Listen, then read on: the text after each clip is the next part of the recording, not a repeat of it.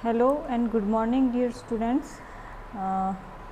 Third year के विद्यार्थियों का यूट्यूब चैनल पर स्वागत है। आज हम भारत के भौतिक स्वरूप का जो नेक्स्ट स्वरूप है प्रायद्वीपीय पठार, उसकी चर्चा करेंगे। देखिए, इसके पहले हमने भारत के उत्तर पर्वतीय प्रदेश, भारत का विशाल मैदान, इन दोनों का संरचनात्मक और प्रादेशिक रूप से अध्ययन किया, दोनों के संरचनात्मक और प्रादेशिक विभाजन किए। अब हमारा आज जो पार्ट 5 है इस चैप्टर का, वो है प्रायद्वीपीय पठार। प्रायद्वीपीय पठार के बारे में हम चर्चा है वो करेंगे। देखिए, जो प्रायद्वीपीय पठार जो है वो भारत के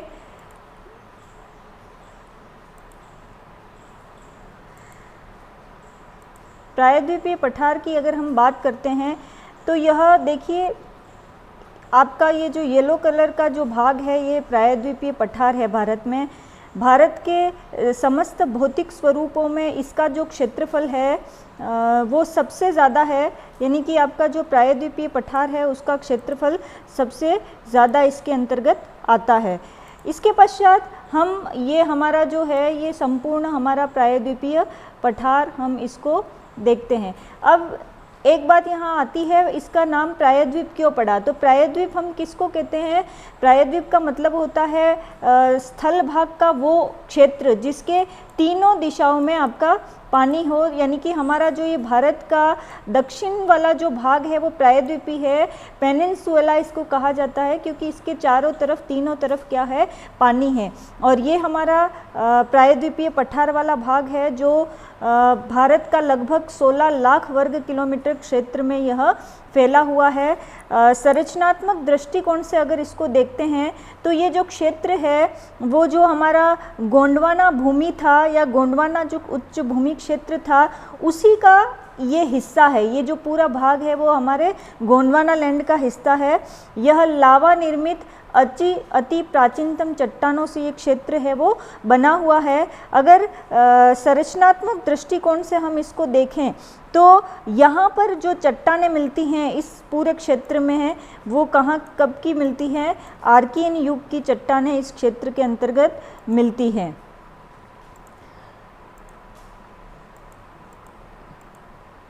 इसके पश्चात हम इसके विस्तार की बात करें तो उत्तर में ये जो क्षेत्र है वो हमारा उत्तर में यहाँ पर अरावली पर्वत श्रेणी आती है। इस क्षेत्र में जो इसके विस्तार की अगर हम बात करते हैं तो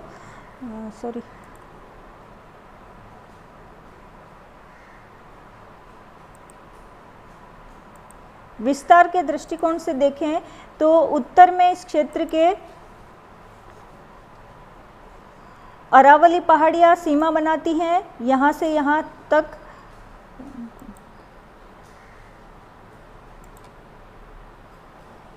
उत्तर में अरावली पर्वत श्रेणियाँ, मध्य में आपकी जो कैमूर पहाड़ियाँ हैं वो, और यहाँ हमारी जो शिलोंग पहाड़ियाँ हैं मेघालय में वो इस उत्तरी प्रायद्वीपीय भारत की जो प्रायद्वीपीय पठार है उसकी उत्तर में सीमा बनाती हैं। पूर्व में इसकी सीमा जो बनाता है वो पूर्वी घाट बनाता है और पश्चिम में जो इसकी सीमा बनाता है वो पश्चिमी घाट बनाता है, और दक्षिण में इसकी सीमा बनती है हमारे कुमारी अंतरिप कन्याकुमारी में। तो इस तरीके से तीनों दिशाओं में ये हमारा जो पर्वत है वो फैला हुआ है। अगर हम उसकी लंबाई की बात करते हैं तो जो लंबाई है इस संपूर्ण प्रायद्वीपीय पठार की, इसकी लंबाई लगभग 1800 किलोमीटर इसकी लंबाई है तथा 1400 किलोमीटर इसकी चौड़ाई है। ये लंबाई है और इधर हमारी चौड़ाई है। और इस संपूर्ण जो आपका प्रायद्वीपीय पठार है इसकी जो औसत ऊंचाई है वो है हमारी 600 मीटर। देखिए, भौतिक स्वरूपों के दृष्टिकोण से सबसे ज़्यादा क्षेत्रफल हमारा ये भारत का रखता है। अगर हम इसके राज्यों की बात करें तो ये दक्षिण पूर्वी राजस्थान, मध्य प्रदेश, छत्तीसगढ़, झारखंड, उड़ीसा, महाराष्ट्र, गुजरात, कर्नाटक, आंध्र प्रदेश और तेलंगाना राज्यों में इसका विस्तार है वो भारत के विभिन्न क्षेत्रों में है, और अंत में केरल और तमिलनाडु।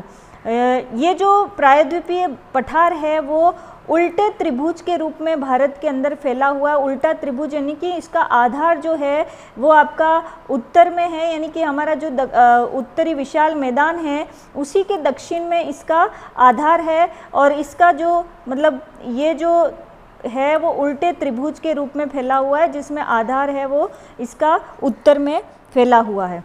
नेक्स्ट हम देखेंगे इस प्रायद्वीपीय पठार के भाग।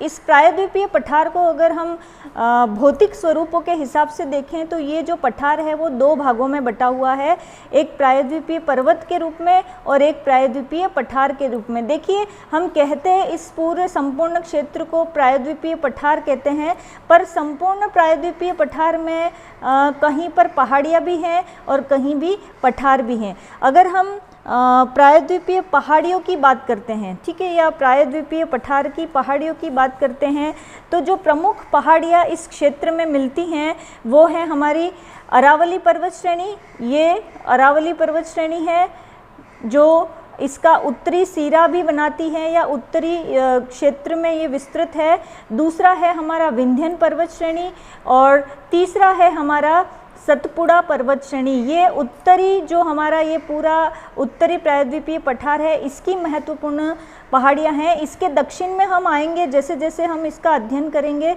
तो दक्षिण में भी इसकी कई सारी श्रेणियाँ हैं। इसके अलावा जो महत्वपूर्ण पहाड़ियाँ आती हैं इस क्षेत्र में वो है इस पूर्वी घाट के क्षेत्र में और दूसरी आती हैं हमारी पश्चिमी घाट के क्षेत्र में। इसी तरीके से हम दूसरा भाग हमारा पठार है। पठार को दृष्टिकोण से देखें तो ये जो भाग बटा हुआ है वो सबसे पहला यहाँ जो महत्वपूर्ण पठार आता है वो है दक्कन का पठार। यहाँ पर सबसे विस्तृत भाग में फैला हुआ है दक्कन का पठार। यहाँ हमारा आता है छोटा नागपुर का पठार, यहाँ हमारा आता है मालवा का पठार। इस तरीके से इसके बाद मालवा पठार और छोटा नागपुर के बीच बघेलखंड और बुंदेलखंड क्षेत्र आते हैं। तो इस तरीके से संपूर्ण जो प्रायद्वीपीय भारत है या प्रायद्वीपीय पठार है वो प्रायद्वीपीय पर्वत और प्रायद्वीपीय पठार दो भागों में बटा हुआ है। अब हम इसको एक एक करके विस्तृत रूप से देखेंगे। देखिए, सबसे पहला अगर हम प्रायद्वीपीय पहाड़ियों को देखते हैं प्रायद्वीपीय भारत की, तो पहली हमारी है अरावली पर्वत श्रेणी। अरावली पर्वत श्रेणी यहाँ आप देख रहे हैं मानचित्र में, ये हमारी अरावली पर्वत श्रेणी है जो कि प्रायद्वीपीय जो पठार है उसी का हिस्सा है।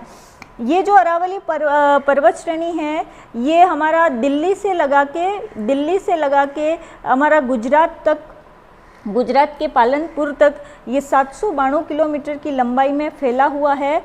इस भाग के ये जो अरावली है वो विश्व की प्राचीनतम वलित मोड़दार पर्वत श्रेणियों के अंतर्गत इसको गिना जाता है, जो प्री कैम्ब्रियन काल की इसमें चट्टानें पाई जाती हैं।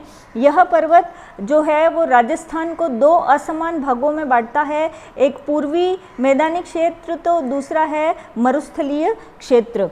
अगर इसके सर्वोच्च चोटियों की बात करते हैं हम, तो हम देखते हैं कि हमारा जो उत्तर में हिमालय पर्वत श्रेणी था वहाँ से लगाकर दक्षिण में जो नीलगिरी पर्वत श्रेणी है वहाँ तक में अगर हम हिमालय को छोड़ दें तो इनके मध्य जो सबसे हाईएस्ट जो शिखर है वो अरावली पर्वत श्रेणी में ही हमको मिलता है, जिसका नाम है गुरु शिखर, जो 1722 मीटर की ऊंचाई पर ये चोटी है। गुरु शिखर के अलावा यहाँ पर सेर, जरगा, अचलगढ़, रघुनाथगढ़, देलवाड़ा, ये सारी कई सारी अन्य इस अरावली पर्वत श्रेणी में आने वाले अन्य शिखर हैं।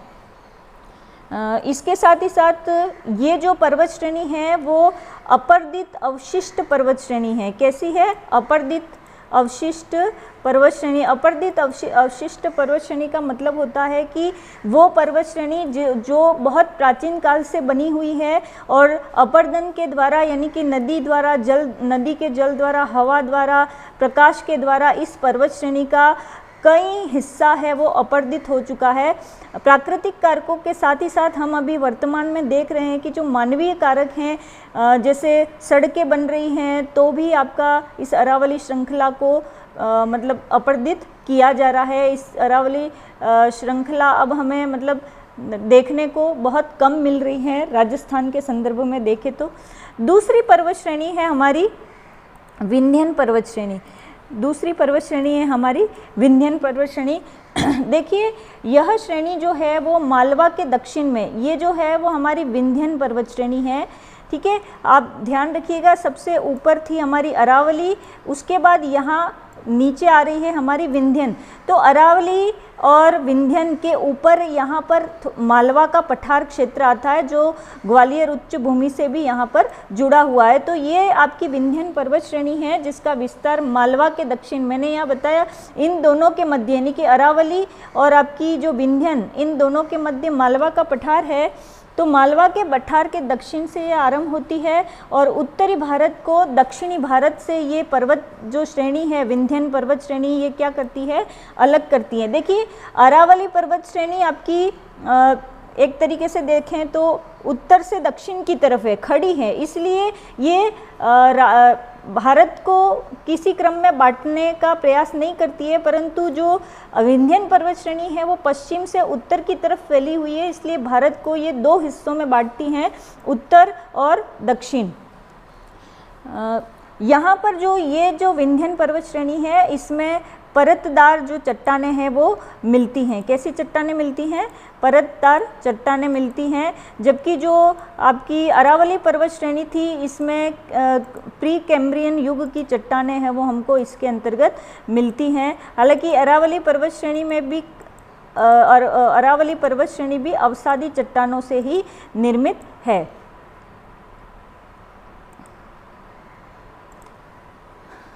अगर हम इसकी श्रेणियों की बात करते हैं तो जो विंध्यन पर्वत श्रेणी है, ये जो विंध्यन पर्वत श्रेणी है इसका क्रम जो है वो आगे की तरफ भांडेर पर्वत श्रेणी, कैमूर पर्वत श्रेणी और राजमहल की पहाड़ियाँ। देखिए ये विंध्यन है आपका, ठीक है। उसके बाद आपका भांडेर पर्वत श्रेणी आती है, उसके बाद आपकी कैमूर की पहाड़ियाँ आती हैं और यहाँ आपका बिहार में राजमहल की पहाड़ी आती है। तो ये सारा हिस्सा एक तरीके से देखा जाए तो विंध्यन पर्वत श्रेणी क्रम से ही जुड़ा हुआ है। बीच बीच में ये कहीं कहीं पर टूटा हुआ है, बीच में इसके पठार भी हैं। तो भांडेर, कैमूर और राजमहल ये तीन इसकी महत्वपूर्ण अन्य मतलब इसी से जुड़ी हुई पर्वत श्रेणियां हैं। इस पर्वत श्रेणियों का दक्षिण पश्चिम जो किनारा है वो खड़े कगार के रूप में है, मतलब दक्षिण पश्चिमी, यानी कि आपका फॉर एग्जांपल ये विंध्यन पर्वत श्रेणी है तो इसका जो ढाल है वो जो मतलब कगार यूँ कह सकते हैं कि खड़ा ढाल जो है वो दक्षिण पश्चिम की तरफ है, उत्तर की तरफ इसका ढाल नहीं है। विंध्यन क्रम की श्रेणियां उत्तर की ओर से ढलुआ पठार के रूप में विद्यमान हैं। इनकी जो औसत ऊंचाई है वो 700 से 1200 मीटर है। इसके अलावा प्रमुखतः सोन और उसकी सहायक नदियां यहीं से इसी क्रम से निकलती हैं। बलुआ पत्थर के नीचे चुना पत्थर तथा शेल की चट्टानें इस विंध्यन पर्वत श्रेणी क्रम में पाई जाती है। प्रमुख पठारों की बात करें तो पहला हमारा है कैमूर श्रेणी। कैमूर श्रेणी जो है ये पहाड़ियाँ विंध्यन श्रेणी के पूर्वी भाग में है। आपने देखा ये हमारी विंध्यन श्रेणी है और इसका ये पूर्वी भाग है, ठीक है। और रीवा जिले से सटी ये पहाड़ियाँ मध्य प्रदेश के बघेलखंड में स्थित हैं। लगभग 350 मीटर की ऊंचाई में ये पहाड़ियाँ सोन नदी के समानांतर, यानी कि इसके मध्य में यहाँ पर हमारी सोन नदी गुजरती है जिसके मध्य में ये फैली हुई है। कैमूर पर्वत श्रेणी के बाद जो दूसरी पहाड़ी जो इसी क्रम में आती है वो है राजमहल की पहाड़ियाँ। देखिए जो राजमहल की पहाड़ियाँ हैं ये बिहार में फैली हुई हैं। ये दक्कन लावा पठार में फैली झारखंड और बिहार के साहिबगंज व गोंडा में ये विस्तृत हैं। पहाड़ियों के चारों ओर गंगा नदी के प्रवाह की दिशा विसर्पों के कारण बदलती रहती है।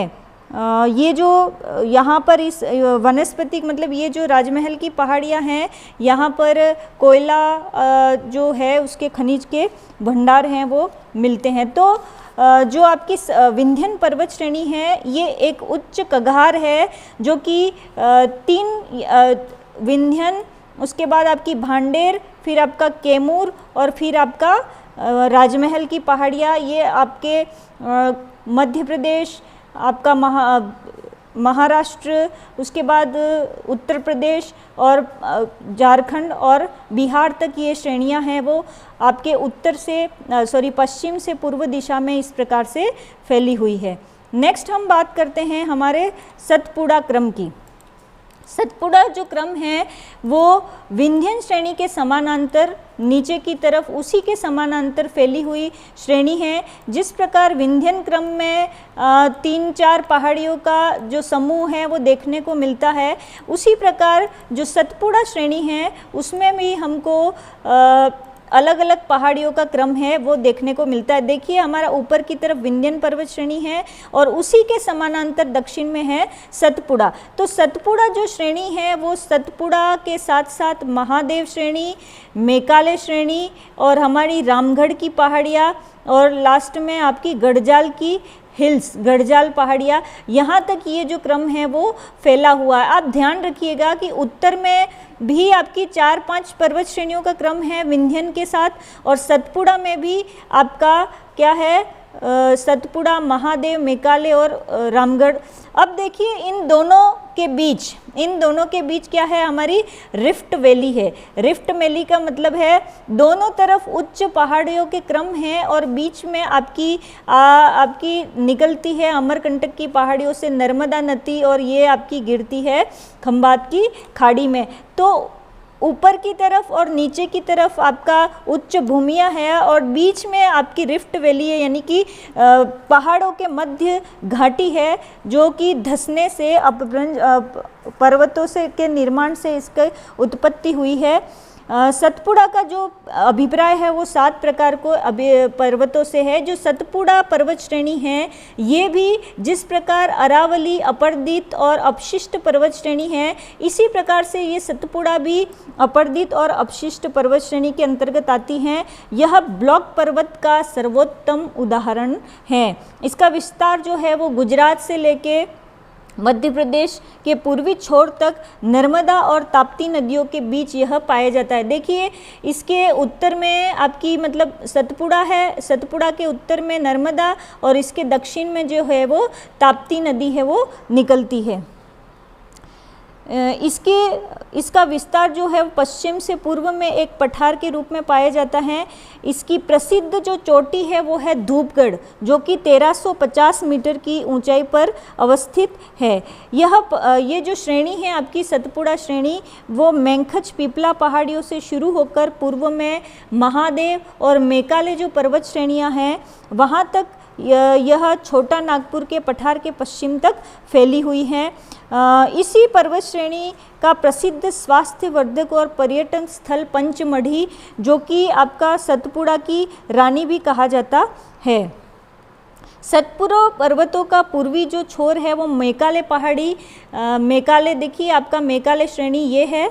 मेकाले श्रेणी जिसका सर्वोच्च शिखर आपका अमरकंटक है, जो अमरकंटक जहाँ से नर्मदा नदी की उत्पत्ति होती है वो जो शिखर है वो कौन सी पहाड़ी के अंतर्गत है, मेकाले पर्वत श्रेणी के अंतर्गत आती हैं।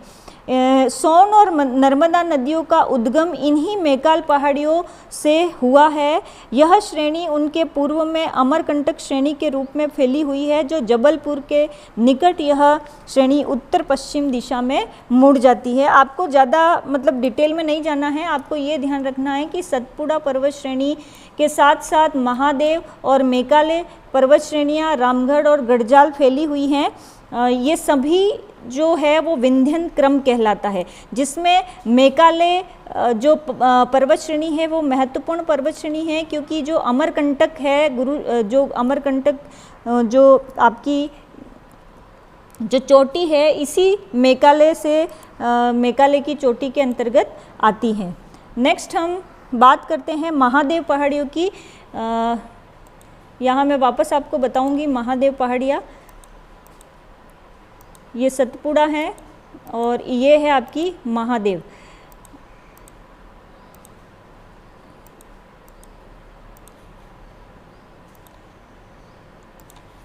ये है हमारी महादेव।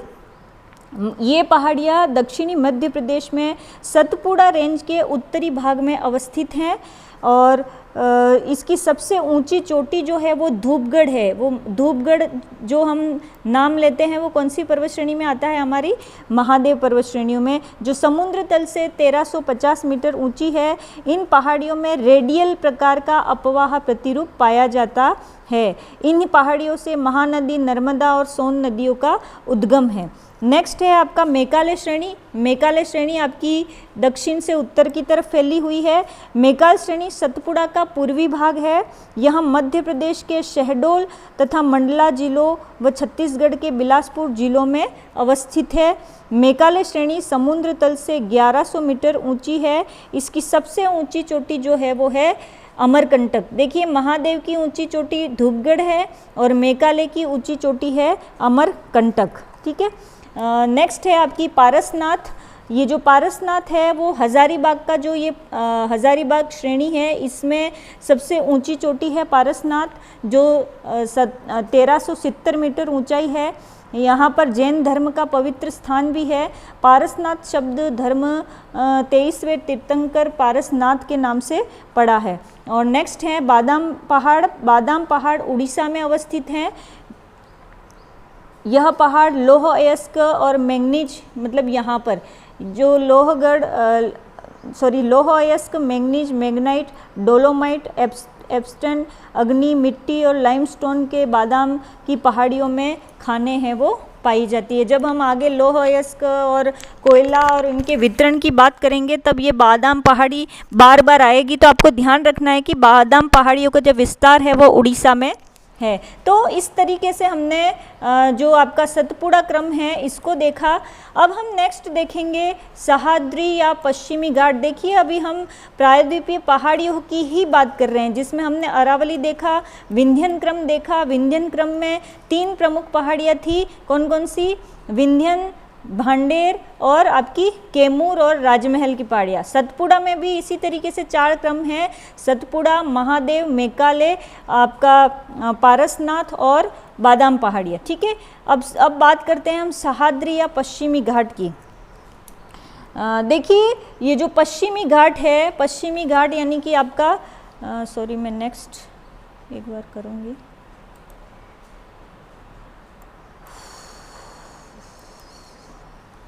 पश्चिमी घाट भारत का जो त्रिभुजाकार जो क्षेत्र है नीचे की तरफ, इसमें आपका पूर्व की तरफ पूर्वी घाट आते हैं और पश्चिम की तरफ हमारे आते हैं पश्चिमी घाट। ठीक है। ये पूर्वी और पश्चिमी घाट दोनों जो नीलगिरी की पहाड़ियाँ हैं तमिलनाडु में, वहाँ पर ये दोनों घाट है वो मिलते हैं। कहाँ पर? नीलगिरी की पहाड़ियों में। तो हम इसमें जो पहला जो क्रम है पश्चिमी घाट, या इसको हम सह्याद्री श्रेणी भी कहते हैं, ये भी पूर्वी घाट और पश्चिमी घाट भी हमारा प्रायद्वीपीय भारत पठार का ही हिस्सा है।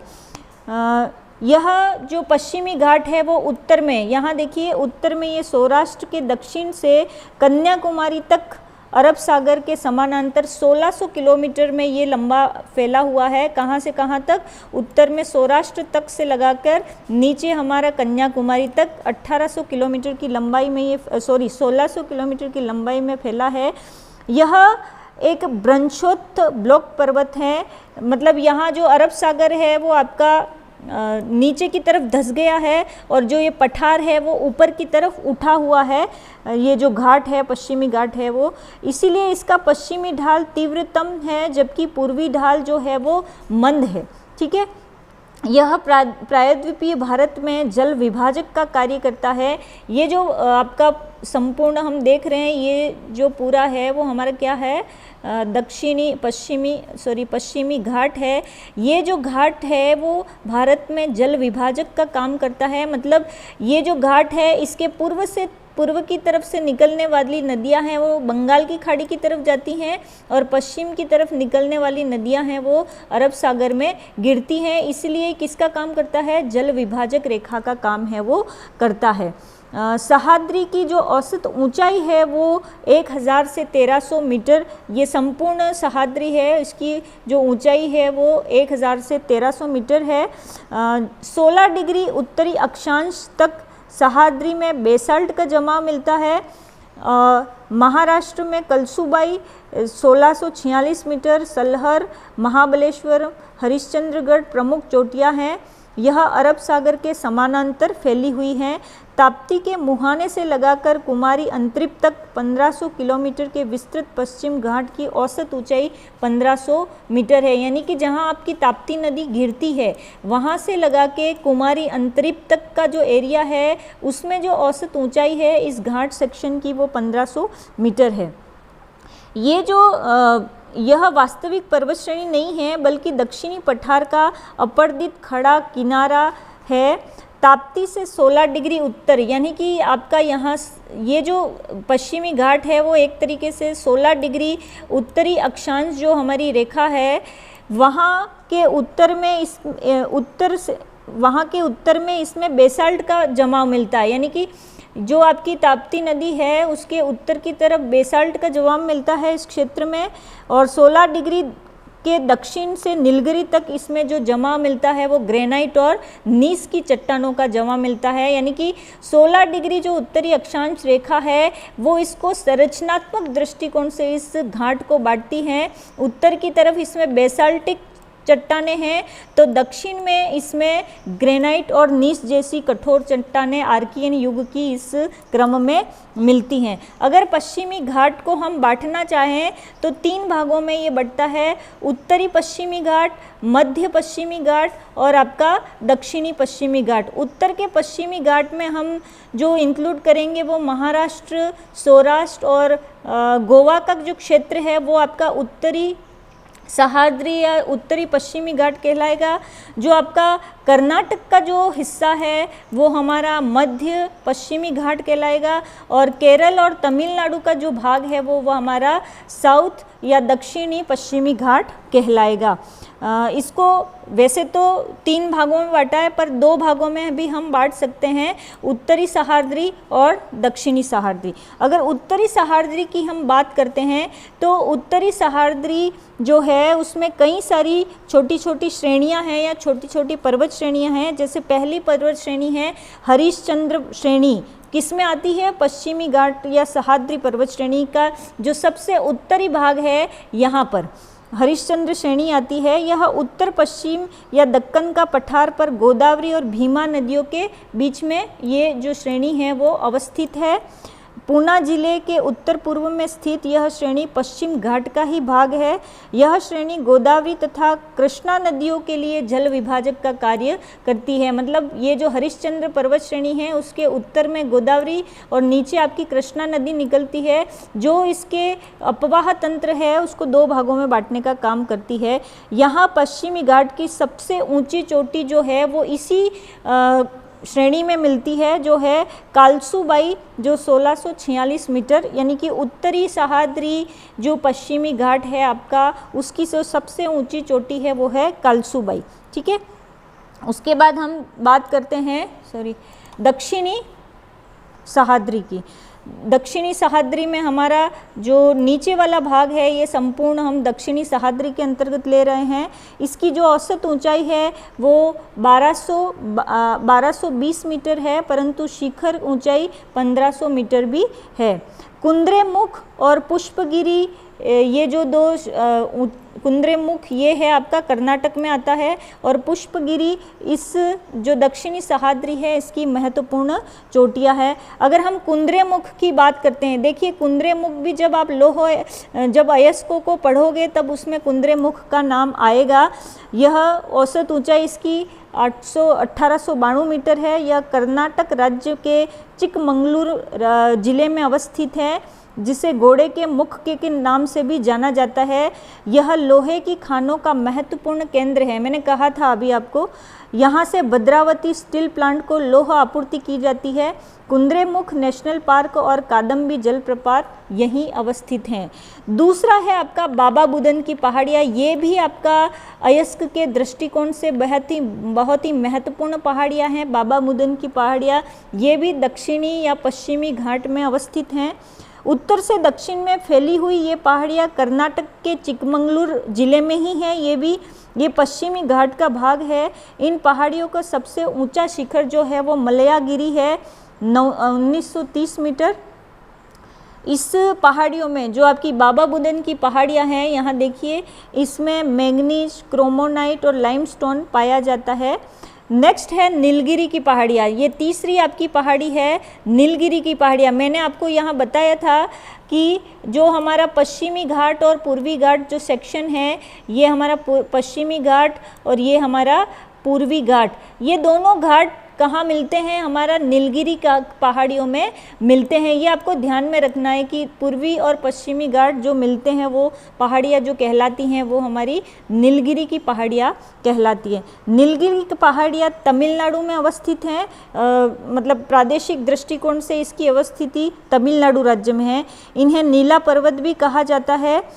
नीलगिरी के समीप 3 पर्वत श्रेणियाँ सहाद्री यानी कि इस पश्चिम घाट को सहाद्री कहा जाता है, दक्षिणी घाट और आपका पूर्वी घाट का समागम है, यह तीनों मिलती हैं। नीलगिरी जो पर्वत श्रेणी है, इसकी जो सबसे ऊंची चोटी है उसका नाम है दोदा बेटा, जो कि 2637 मीटर ऊंचाई पर ऊंची है। देखिए जो हमने इस प्रायद्वीपीय भारत की बात करी थी, जिसमें अरावली सबसे उत्तर की तरफ ऊंची चोटी अरावली में गुरु शिखर थी, और दक्षिण में जो सबसे ऊंची चोटी है वो आपकी है दोदा बेटा, जो नीलगिरी पहाड़ियों में अवस्थित है।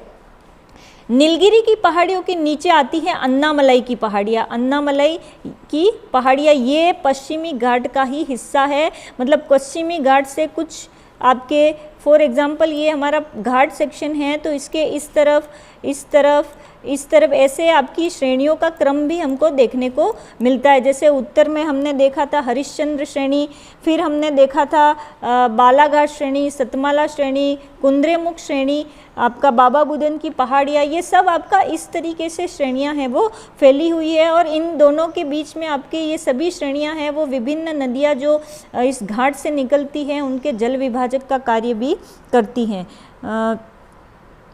ये जो अन्नामलाई श्रेणियाँ हैं ये तमिलनाडु और आपके केरल की बाउंड्री बनाती हैं। इसकी जो सबसे ऊंची चोटी है उसका नाम है अनाईमुड़ी। नीलगिरी का जो ऊंची चोटी थी वो कौन सी थी? दोदा बेटा। और अन्नामलाई की जो ऊंची चोटी है उसका नाम है अनाईमुड़ी, जो 2695 मीटर ऊंची है। केरल के इडुक्की जिले में यह अवस्थित है। अन्नामलाई के बाद श्रेणी आती है आपकी अनाईमुरी। इसके नीचे कौन सी श्रेणी आती है आपकी? अनाईमुड़ी। ये अन्नामलाई की जो शिखर है वो है अनाईमुड़ी। इसके बाद आपकी पहाड़ियाँ आती हैं पालनी की पहाड़ियाँ। नीलगिरी, देखिए आपको ध्यान रखना है, नीलगिरी, उसके बाद आपका अन्नामलाई, फिर आपकी आती हैं पालनी पर्वत श्रेणियाँ। पालनी की पहाड़ियाँ जो हैं वो तमिलनाडु में अवस्थित हैं। ये अन्नामलाई के उत्तर पूर्व में स्थित है। ठीक है, मैंने अभी बताया आपको कि ये आपका नीलगिरी, फिर अन्नामलाई, फिर आपका उत्तर पूर्व में आ जाती हैं पालनी पहाड़ियाँ। नदी स्रोत, इन पहाड़ियों का जो सर्वोच्च उच्च शिखर है पालनी पहाड़ियों का वो है कोडाई कनाल। ठीक है, और लास्ट है इसके नीचे और पहाड़ी आती हैं आपकी इलायची की पहाड़ियाँ। ये आपको ध्यान में रखना है। सबसे पहले आपकी नीलगिरी की पहाड़ियाँ, ठीक है, नीलगिरी, फिर आपका अन्नामलाई, फिर आपका पालनी, और फिर आपका आएगी इलायची की पहाड़ियाँ। यह पहाड़ियाँ केरल और दक्षिण पश्चिमी तमिलनाडु में स्थित हैं। ये पश्चिमी घाट के दक्षिणी भाग में विस्तृत हैं, मतलब आपका जो सबसे निचला भाग है यहाँ पर ये इलायची की पहाड़ियाँ आती हैं। ये पहाड़ियाँ अच्छी चाय के उत्पादन और इलायची के उत्पादन के लिए जानी जाती हैं। ये पहाड़ियाँ जो है वो घने सदाबहार वनों से ढकी हुई हैं। इनका दक्षिणी भाग नागरकोइल की पहाड़ियाँ कहलाता है। इसकी सर्वोच्च ऊंची चोटी जो है वो है महेंद्रगढ़। तो ये सब भी हमने अभी बात करी हमारे पश्चिमी घाट की, जिसको हम मुख्य रूप से 2 भागों में बांटते हैं, उत्तरी सह्याद्री और दक्षिणी सह्याद्री। उत्तरी सह्याद्री में हमारा सौराष्ट्र, महाराष्ट्र और गोवा का जो हिस्सा है वो आता है, जबकि दक्षिणी सह्याद्री में हमारा कर्नाटक, तमिलनाडु और केरला वाला भाग है वो आता है। इनमें भी अलग अलग पहाड़ियों का विस्तार है। हरिश्चंद्र पहाड़ियाँ, उसके बाद आपकी बालाघाट है, अजंता है, महाबलेश्वरम है, ये सारा हमारा उत्तर सह्याद्री में आता है। और नीचे हमारी जो पहाड़ियाँ हैं वो है आपकी नीलगिरी, अन्नामलाई, पालनी पहाड़ियाँ और इलायची की पहाड़ियाँ और इनके बीच आपका कुंद्रेमुख और बाबा बुदन, ये सारा हमने पश्चिमी घाट के रेफरेंस में देखा। अब हम बात करते हैं पूर्वी घाट की बात। पूर्वी घाट यानी कि आपका जो दक्षिणी भारत जो है उसमें इस तरफ हमारा पूर्वी घाट है, और अब हम बात करेंगे इस तरफ की जो घाट सेक्शन की जो पहाड़ियाँ हैं उसकी। देखिए ये सभी हमारा जो हिस्सा है वो किसका है, इस प्रायद्वीपीय भाग का ही हिस्सा है। ठीक है, पूर्वी घाट जो है वो जिस तरीके से आपका पश्चिमी घाट क्या था, समानांतर श्रेणी में क्रमबद्ध रूप से फैला हुआ है, जबकि जो पूर्वी घाट है वो समानांतर श्रेणी में क्रमबद्ध रूप से नहीं फैला हुआ है, ये कहीं पर अपर्दित हो गया है, कहीं अवशिष्ट रूप में भी हमको मिल रहा है, मतलब समानांतर एक जैसा नहीं है, बीच बीच में ये टूटा फूटा है। इसका कारण क्या है कि आपकी जो नदियाँ इस पश्चिमी घाट से निकल रही हैं, जैसे फॉर एग्जांपल आपकी गोदावरी निकल रही है, आपकी कृष्णा नदी निकल रही है, आपकी कावेरी नदी निकल रही है, ये सब नदियाँ क्या करती हैं, इस सेक्शन में आकर आपके इस पूर्वी घाट को काटती हैं। ये नदियाँ क्या कर रही हैं, पूर्वी घाट को काट कर यहाँ डेल्टा का निर्माण करती हैं और उसके बाद समुद्र में गिरती हैं। तो इन नदियों ने जो भी आपकी जो गोदावरी, कृष्णा, कावेरी, इनकी जो सहायक नदियाँ और ये सारा जो नदी तंत्र है आपका, इस नदी तंत्र ने इस घाट को क्या कर दिया है, अपर्दित कर दिया है, इस घाट को काटा छाटा है। ठीक है, तो जो पूर्वी घाट है इसकी एक विशेषता है कि ये क्रमबद्ध नहीं है जैसा कि आपका पश्चिमी घाट है, इसीलिए यह असमान संरचना वाली विभिन्न पहाड़ियों के रूप में अलग अलग विस्तृत हैं। जैसे हमने उसमें देखा था कि जो दक्षिणी भारत है उसमें नीलगिरी की पहाड़ियाँ, अन्नामलाई की पहाड़ियाँ, पालनी पहाड़ियाँ, ये सारी पहाड़ियाँ थी। ऐसे ही आपका यहाँ पर भी पहाड़ियों का क्रम हमको मिलता है। फॉर एग्जांपल ये हमारा पूर्वी घाट है। ठीक है, तो आपका अलग अलग पहाड़ियों की रेंजेस हैं वो हमको इसमें भी देखने को मिलती हैं, पर उतनी क्रमबद्ध नहीं है ये जिस प्रकार से हमारा पश्चिमी घाट था। इस घाट की जो औसत ऊंचाई है वो 1100 मीटर है। नदियों द्वारा इसका पूर्ण अपर्दन कर लिया गया है, जिस कारण यहाँ खादर के जमाव हैं वो इस क्षेत्र में मिलते हैं। मैंने अभी बताया था आपको। इसका उत्तरी भाग उड़ीसा और आंध्र प्रदेश में महेंद्रगिरी जो हिल्स हैं वहाँ से लगा के महेंद्रगिरी जो है वो इसका सबसे ऊंचा शिखर है इस पूरे पूर्वी घाट सेक्शन का। इसके अलावा महेंद्रगिरी के अलावा इसमें कई सारी पहाड़ियाँ मिलती हैं। फॉर एग्जांपल महेंद्रगिरी जो है वो आपका उड़ीसा के गजबाटी ज़िले में है। पूर्वी घाट में स्थित इसकी ऊंचाई जो है यहाँ पर वो 1501 मीटर औसत ऊंचाई, ये शिखर की बात कर रहे हैं हम, है ना। इसके बाद है आपकी जावदी की पहाड़ियाँ। ये देखिए हमारे जावदी की पहाड़ियाँ हैं यहाँ पर।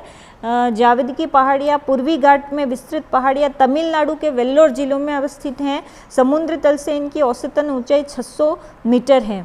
इसी के बाद आपकी शेवराय पहाड़ियाँ, ये सब एक के बाद इस तरीके से क्रमबद्ध है जिस तरीके से पश्चिमी घाट में थी। शेवराई पहाड़ियाँ जो हैं ये भी उत्तरी मध्य तमिलनाडु में अवस्थित हैं। ये पूर्वी घाट का ही भाग हैं। शेवराय तमिलनाडु के स्थानीय देवता शेवरोयन के विशिष्ट नाम से पड़ा है। इसके बाद है आपकी नल्लामलाई। जिस तरीके से यहाँ अन्नामलाई थी इस तरीके से पूर्वी घाट में नल्लामलाई हैं। ये ब्लैक पहाड़ियों के नाम से भी जानी जाती हैं जो पूर्वी घाट के ही भाग हैं। कृष्णा नदी के दक्षिण में अवस्थित ये पहाड़ियाँ उत्तर से दक्षिण में कोरोमंडल तट के समानांतर चली हैं। ये पहाड़ियाँ मैंगनीज, लोह, माइका, लाइमस्टोन आदि का जमाव है वो रखती हैं। तो इस तरीके से कई सारी आपकी इसमें पर्वत श्रेणियाँ आती हैं। इसके अलावा बेलाडिला, मलयागिरी, मलयगिरी, पालकोंडा, ओरयाकोंडा, नालगिरी, ये सभी पूर्वी घाट की पर्वत श्रेणियाँ हैं। तो अब तक हमने बात करी किसकी, हम एक बार वापस मैं यहाँ पर आपको बताना चाहूँगी, हमने जो प्रायद्वीपीय पठार था उसको दो भागों में बांटा था, एक तो प्रायद्वीपीय पर्वत के रूप में और दूसरा हमने बांटा था इसको प्रायद्वीपीय पठार के रूप में। तो अभी हमने प्रायद्वीपीय पहाड़ियों की बात करी, जिसमें हमने अरावली, विंध्यन, सतपुड़ा, सह्याद्री, पश्चिमी घाट और पूर्वी घाट की जितनी भी पहाड़ियाँ थी उन सब की हमने बात करी। इस मानचित्र में एक बार आपको मैं पुनः दिखाऊंगी पहाड़ियाँ कौन कौन सी हैं आपकी। देखिए अरावली, ठीक है, विंध्यन, भांडेर, कोमूर, आपका पारसनाथ की पहाड़ियाँ, इसके बाद आपका राजमहल की पहाड़ियाँ, हजारीबाग ये आपका छोटा नागपुर के मध्य अवस्थित हैं, रामगढ़ की पहाड़ियाँ, मेकाले की पहाड़ियाँ, महादेव की पहाड़ियाँ, सतपुड़ा, आपका सतमाला पर्वत श्रेणी, बालाघाट पर्वत श्रेणी, हरिश्चंद्र पर्वत श्रेणी, ये सारा उत्तरी सह्याद्री भाग है। ये सारा आपका दक्षिणी सह्याद्री भाग है, जिसमें ये आपका बाबा बुदन की पहाड़ियाँ, नीलगिरी की पहाड़ियाँ, जावदी, शेवराय, पंचमलाई, महेंद्रगढ़, आपकी इलायची हिल्स, अन्नामलई, कुंद्रेमुख, इसी तरीके से मलयागिरी में महेंद्रगिरी जो अभी बात करी थी हमने, जो पूर्वी घाट की सबसे ऊंची चोटी है, वेलीकोंडा, पालकोंडा, आपका जावदी, शेवराय, पंचमलाई। तो इस तरीके से ये पूरा हमारा प्रायद्वीपीय पठार का पहला भाग है पहाड़ियों का, ठीक है। अब हम देखेंगे प्रायद्वीपीय जो आपका पठार है उसमें जो दूसरा भाग है वो है पठारों का। वो किसका है? आपका पठारों का। तो पठार को अगर हम देखें तो आपके जितनी पहाड़ियाँ हैं उन पहाड़ियों के मध्य में दो तरफ पहाड़ियाँ और मध्य में आपका क्या है? पठारी भाग है। तो अगर हम पठारों की बात करते हैं तो जो प्रायद्वीपीय पठार हैं उसमें हमको कई पठार देखने को मिलते हैं। जैसे मालवा का पठार है, यह लावा से निर्मित पठार है। जो मालवा का पठार है ये वाला, ये किससे निर्मित है? देखिए अरावली पर्वत श्रेणी और आपकी यहाँ कौन सी थी? विंध्यन, इन दोनों के मध्य आपका मालवा पठार आता है।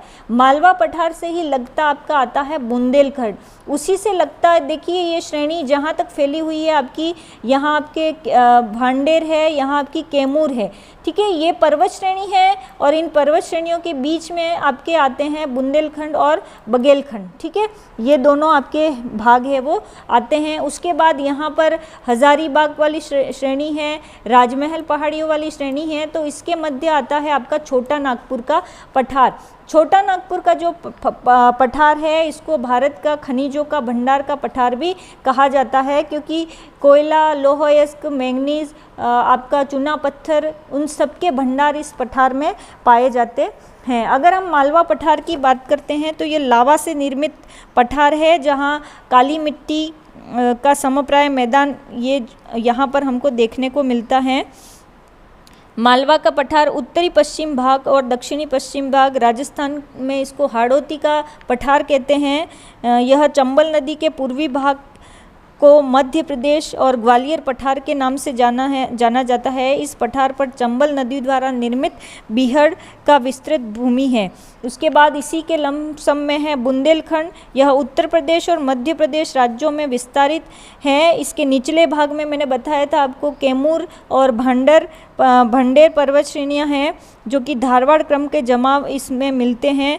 इसी तरीके से आपका छोटा नागपुर का पठार है। छोटा नागपुर का जो पठार है वो बिहार और झारखंड में ये पठार फैला हुआ है।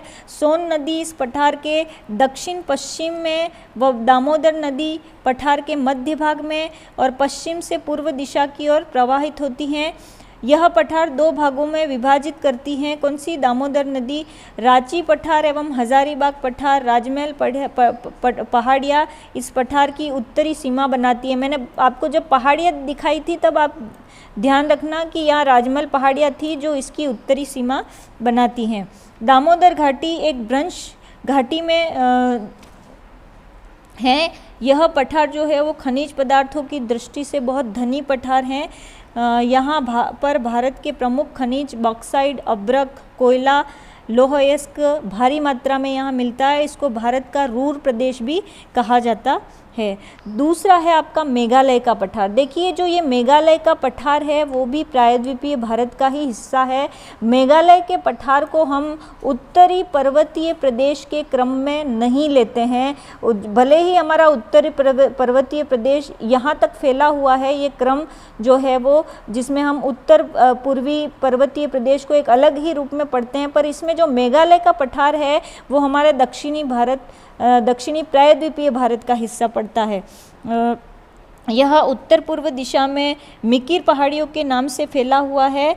इसी में आपके खारो, खासी और जयंतिया 3 पर्वत श्रेणियां इस मेघालय के पठार में आती हैं, जिसमें खारो, खासी और जयंतिया में जो आपके सबसे ज़्यादा भारत की बारिश होती है मौसिनराम और चेरापूंजी, वो इसी में अवस्थित हैं। उसके बाद आपका आता है दंडकारण्य का पठार। दंडकारण्य का पठार जो है, ये पठार जो है वो छत्तीसगढ़, उड़ीसा और आंध्र प्रदेश राज्यों में विस्तारित हैं। क्षेत्रफल के दृष्टिकोण से ये 9000 वर्ग किलोमीटर में फैला हुआ है। ये जो पठार है वो बहुत उबड़ खाबड़ पठार है भारत का। यहाँ धारवाड़ और कुडप्पा क्रम की चट्टानें हैं वो मिलती हैं। इसके बाद आपका कर्नाटक का पठार, आर्कियन क्रम की चट्टानें यहाँ मिलती हैं। जो कर्नाटक का पठार है उसमें 75% भाग जो है वो अपरदन से निर्मित है। इस भाग में धारवाड़ क्रम का जमा होने से ऑक्साइड से संपन्न है ये भाग। लौह अयस्क सबसे ज़्यादा धारवाड़ के पठार, जो आपका कर्नाटक का पठार है उसमें निकाला जाता है। उसके बाद आपका तेलंगाना का पठार आता है। तेलंगाना जिसके नाम से एक नया राज्य भी भारत में बना है, इसे आंध्रा पठार भी कहते हैं क्योंकि ये आंध्र प्रदेश में है। इस पठार का विस्तार जो है वो 2,04,882 वर्ग किलोमीटर हैं। यह उर्मिल मैदान में विस्तृत है। यहाँ पर भी प्री कैम्ब्रियन युग की चट्टानें हैं वो पाई जाती हैं। तो इस प्रकार से हमारे जो आपका जो ये संपूर्ण प्रायद्वीपीय पठार जो है, इसमें हमको पर्वत पहाड़ियाँ भी मिल रही हैं और साथ ही साथ पठार भी मिल रहे हैं। पठार और जहाँ मतलब आप देखिए कि 2 पर्वत श्रेणियाँ हैं या 2 पहाड़ियाँ हैं, इनके मध्य हमको पठार मिल रहे हैं। उत्तर में ये सतपुड़ा है, यहाँ आपकी सह्याद्री है, उन दोनों के मध्य आपका पठार है। इसी तरीके से उत्तर में और दक्षिण में आपकी पहाड़ है, बीच में आपके पठार हैं। ऐसा क्रम हमको सब जगह देखने को मिलता है। ऊपर राजमहल पहाड़ियाँ हैं, यहाँ मलयागिरी की पहाड़ियाँ हैं, दोनों के बीच में आपका छोटा नागपुर का पठार है। तो इस तरीके से हमने प्रायद्वीपीय पठार जो हमारा भारत का चौथा बहुत बड़ा भौतिक स्वरूप है क्षेत्रफल के दृष्टिकोण से, उसको हमने पढ़ा। धन्यवाद।